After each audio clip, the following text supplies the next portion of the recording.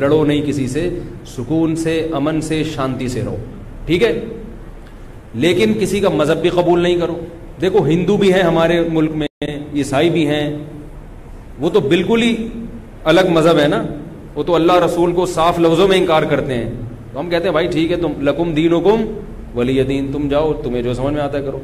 تو ایسے ہی شیعہ سنی کا جو اختلاف ہے وہ اگر زبان کی حد تک رہے, دلائل کی حد تک رہے تو ٹھیک ہے. لڑائی بڑائی والا معاملہ ہوگا تو معاملہ کیا بنے گا, کیچڑ اچھالنا ایک دوسرے پہ. تو میں ایک بات آپ سے کر رہا ہوں کہ آپ اپنے بارے میں یہ فیصلہ کریں کہ آپ کیا ہیں, یا تو ادھر ہو جائیں یا ادھر ہو جائیں. تو اگر آپ شیعہ ہیں ٹھیک ہے, پھر وہ جو کر رہے ہیں وہ ان کا مسلک ہے, آپ کریں وہ جائیں. لیکن اگر آپ سنی ہیں تو پھر آدھا سنی آدھا ادھر آدھا ادھر, بیچ کا نہ بنے. میں بھی بیان میں عرض کر رہا تھا نا آخر میں کہ بیچ کا کسی کو بھی پسند, میرا خیال ہے آپ لوگ کو ہوتا ہے, شاید نہیں ہوتا نا کسی کو بھی پسند. قدرت نے کسی کو بیچ کا بنا دیا اللہ کی طرف سے, وہ تو اللہ کی طرف سے آزمائش ہے, لیکن خود سے کبھی بھی بیچ کا بننے کی کوشش مت کرو.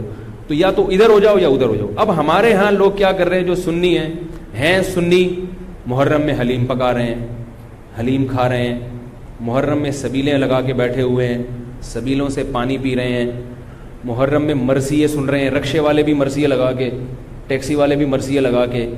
تو بھائی یہ اسلام نہیں ہے, یہ سمجھ رہے ہو, جو اس کو اسلام سمجھتا ہے وہ کرے, لیکن ہم سنی مذہب جو ہے وہ اس کی نظر میں یہ اسلام نہیں.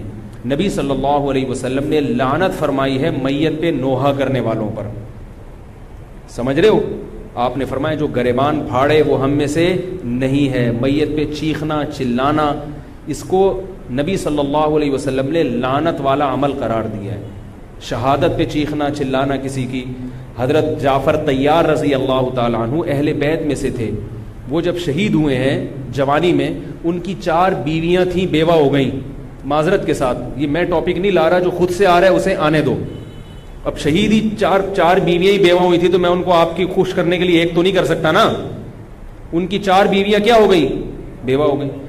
تو جب ان کے گھر میں اطلاع ملی ہے کہ آپ کے جوان شوہر شہید ہو گئے, تو ان کے رونے کی آوازیں آئی ہیں, چیخنے چلانے کی آوازیں آئی. آپ صلی اللہ علیہ وسلم کو اتنا غضب آیا, آپ نے فرمایا کہ جاؤ خاک پھینک کر آ جاؤ ان کے منہ میں, اب ان سے کہو کہ اپنی آوازوں کو پس کریں. حضرت جعفر طیار بھی اہل بیت میں سے تھے, نبی کے سگے چچا کے بیٹے تھے. تو اہل بیت کی شہادت پر آپ صلی اللہ علیہ وسلم نے چیخنے چلانے سے, رونے سے منع کیا. اور حضرت جعفر طیار ظلمن شہید ہوئے تھے نا, ظلم ہوا تھا ان کے اوپر. تو اسی طرح ہم یہ کہتے ہیں کہ جیسے حضرت جعفر طیار اہل بیت میں نبی کے سگے چچا زاد بھائی, حضرت حسین نبی کے نواسے, تو جیسے حضرت جعفر طیار کی شہادت پہ چیخنے چلانے والے کو نبی صلی اللہ علیہ وسلم نے پسند نہیں کیا. حالانکہ ان کی بیویوں کا رشتہ, بیوی کا جتنا قریبی رشتہ اپنے شوہر سے ہوتا ہے, اتنا قریبی رشتہ ہمارا حضرت جعفر طیار یا حضرت حسین سے نہیں ہے. رشتہ یقیناً ہے, مگر اتنا قریبی نہیں جتنا بیوی کا ہوتا ہے, اولاد کا ہوتا ہے. تو جب بیویوں کو رونے کی اجازت نہیں ہے, جو سب سے زیادہ متاثر ہوئی ہیں, تو ہم اور آپ کو حضرت حسین کی یاد میں چیخنے چلانے کی اجازت کہاں سے ہوگی؟ ہم زیادہ فنٹر بننے کی کوشش کیوں کر رہے ہیں بھائی, زیادہ آگے نکلنے کی کوشش کیوں کر رہے ہیں؟ یقیناً اہل بیت سے ایمان, اہل بیت سے محبت ہمارے ایمان کا جزو ہے, مگر اس محبت کا اظہار اس طرح سے کرنا ہے جس طرح سے اہل بیت سے محبت کا نبی نے حکم دیا ہے. نہیں آ رہی میرا خیال ہے بھائی, پولیس کی تو ضرورت نہیں ہے. جس طرح سے حکم دیا ہے بھائی اس طرح سے اہل بیت سے محبت کرنی ہے, اپنی طرف سے نہیں کرنی ہے آپ نے. تو پہلی بات تو یہ حدیث سمجھ میں آ گئی, اور آپ صلی اللہ علیہ وسلم نے چیخنا چلانا, گریبان پھاڑنا اور یہ سب کے منع کیا ہے. تو سنی مذہب میں ماتم کی اجازت, چیخنے چلانے کی, ہا ہو کرنے کی اجازت نہیں ہے. سمجھ رہے ہو بات کو؟ تو آپ یہ کام نہ کریں, مرثیے آپ نہ سنیں, انہیں سننے دیں, انہیں کرنے دیں. آپ رکشہ ٹیکسی چلا رہے ہو, کہہ رہے محرم کے احترام میں گانے نہیں لگاؤں گا, مرثیے لگا دوں گا. بھائی نہ گانے لگاؤ نہ مرثیے لگاؤ. اور مرثیوں میں جس طرح سے اہل بیت کا نام لیا جاتا ہے, اس میں اہل بیت کی عزت نہیں ہے بلکہ اہل بیت کی توہین ہے. ہائے زینب, ہائے یوں, ہائے یوں. آپ اپنے گھر کی عورتوں کو چاہتے ہو کہ سڑک پہ ان کا اس طرح سے ہائے ہائے کر کے نام لیا جائے روڈ پہ؟ جب ہم اپنی عورتوں کے لیے ایسی توہین برداشت نہیں کرتے، وہ عورتیں جن کے تقدس کی قسم اٹھائی جا سکتی ہے، جن کے ناخن بھی کوئی نامحرم نہیں دیکھ پاتا تھا، اہل بیت عورتیں تھیں، نبی صلی اللہ علیہ وسلم کی نواسیاں، نبی صلی اللہ علیہ وسلم کے خاندان کی عورتیں، حضرت حسین رضی اللہ تعالیٰ عنہ کے خاندان کی عورتیں، تو ان کے بارے میں میرے بھائی کیسے یہ برداشت کیا جا سکتا ہے کہ کوئی بھی چیخے چلائے ان کا نام اس طرح سے توہین آمیز لہجے سے؟ اسلام نے اکرام سکھایا ہے، عزت اور احترام سکھایا ہے، اور عزت و احترام کے اصول اور آداب بھی سکھائے. تو اس لیے آپ لوگ یہ کام نہ کریں، جو کر رہا ہے اس سے بحث بھی نہ کریں. بولے میں ٹھیک ہے تمہارا مسلک ہے تو کوئی بات نہیں، تو کر لو، ہم ہی نہیں کریں گے. تو یہ جو سبیلیں لگائی جا رہی ہیں، یہ کہا جاتا ہے کہ حضرت حسین کی یاد میں. تو یہ بھی ایک عجیب بات ہے. حضرت حسین رضی اللہ تعالیٰ عنہ اگر پیاس سے شہید ہوئے تو پانی پی کے یاد منائی جائے گی یا پانی سے اوائڈ کر کے یاد منائی جائے گی؟ عجیب بات ہے. مجھے ایک بات بتاؤ، آپ کا دوست بھوکا بیٹھا ہوا ہے، آپ اس دوست پہ ترس کھا رہے ہو، آپ کہہ رہے ہو، اس کو فون کیا آپ نے، بھائی کیا یار؟ کہہ رہے 2 دن سے مجھے کھانا نہیں ملا. کہہ رہے بس پھر میرے سامنے جو کھانا رکھا ہے میں بھی نہیں کھا رہا، جب تو نے نہیں کھایا تو میں کیوں کھاؤں یار یہ مرغے. یہی ہوتا ہے نا یار، جب تو 2 دن سے بھوکا ہے تو میں بھی تو ایک وقت کا ناغہ کروں نا کھانے کا. لیکن آپ نے کیا کیا؟ آپ نے دوست کو فون کیا، تجھے کھانا ملا؟ کہہ رہے 3 دن سے بھوکا ہوں. آپ نے کہا یار بہت افسوس ہوا یار، ایسا کر 2 پراٹھے لے کر آ، ہوٹل کے بیرے کو 2 انڈے لے آ اور 2 دودھ پتی لے آ. ویسے تو 1 پراٹھا کھاتا تھا، آج کتنے کھاؤں گا؟ 2 کھاؤں.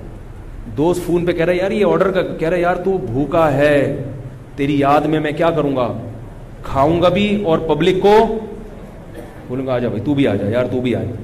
یہ کامن سینس، میری جو سینس ہے بھائی، میں سنی ہوں تو مجھے یہ والا چیز صحیح لگ رہی ہے. اگر پھر بھی آپ کو امام حسین کی یاد میں آپ کہتے ہیں شربت پئیں گے بھی پلائیں گے بھی، ٹھیک ہے آپ کو سمجھ میں آ رہا ہے، میں بندوق لے کے کسی کے پاس نہیں آؤں گا. لیکن مجھے جو یہاں ممبر پہ بٹھایا گیا ہے وہ بات کرنے کے لیے جو میری سمجھ میں آ رہی ہیں. کیا خیال ہے بھائی؟ تو اس لیے یہ سبیلیں چھوڑ دیں. پیاسے کو پانی پلانا یہ پورے سال سنت ہے، اور پیاسے کو پانی پلاؤ ایسی جگہ پہ جہاں پانی نہ ہونا. شہر میں سب جگہ پانی ہوتا ہے، سب جگہ پانی ہوتا ہے. تو یہ چھوڑ دیں، جو کر رہے ہیں ان کو کرنے دیں. چھوڑنے کا مطلب یہ نہیں کہ آپ جا کے بحث کریں. آپ یہ کام نہ کریں، نہ سبیل سے پانی پئیں نہ سبیل سے پانی پلائیں، کیونکہ لوگ اس کو اسلام سمجھ رہے ہیں جبکہ یہ اسلام نہیں ہے. سمجھ رہے ہیں؟ اس طرح محرم میں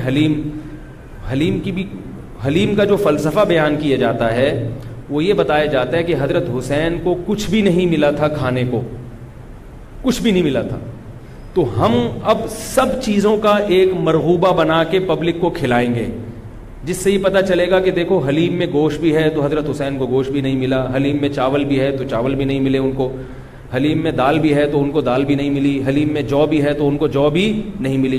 تو حلیم ایک ایسی ڈش ہے جس میں اتنی ساری چیزیں آتی ہیں کہ یہ ساری چیزیں ایک جگہ جمع کسی اور ڈش میں نہیں ہوتی. تو سب چیزیں کھلانے کا ہمیں ثواب مل جائے گا.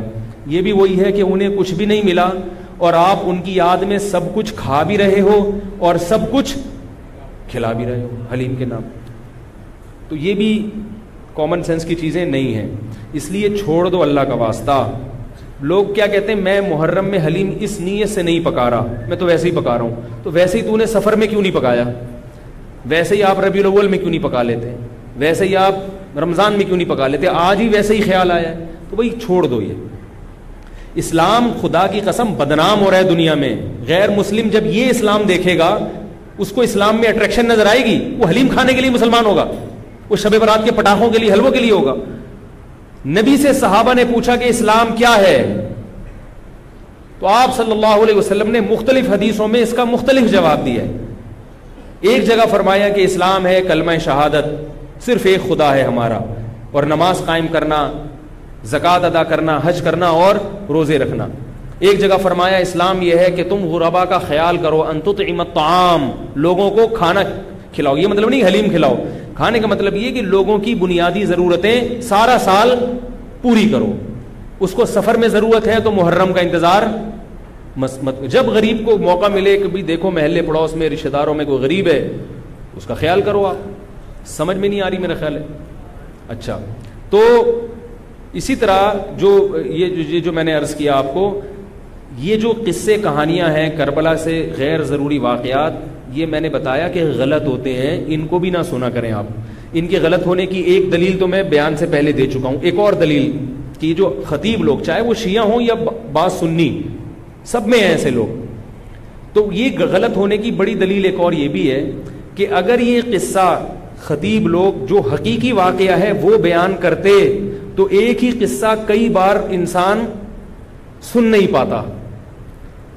نہیں آ رہی بات بھائی؟ یہ قصہ اب جیسے میں نے یہ قصہ آج بیان کر دیا، واقعہ بیان کیا، اب میں دوبارہ یہ واقعہ بیان کروں تیسری، آپ بولو گے یار تھک گئے مولوی صاحب، ٹاپک چینج کرو.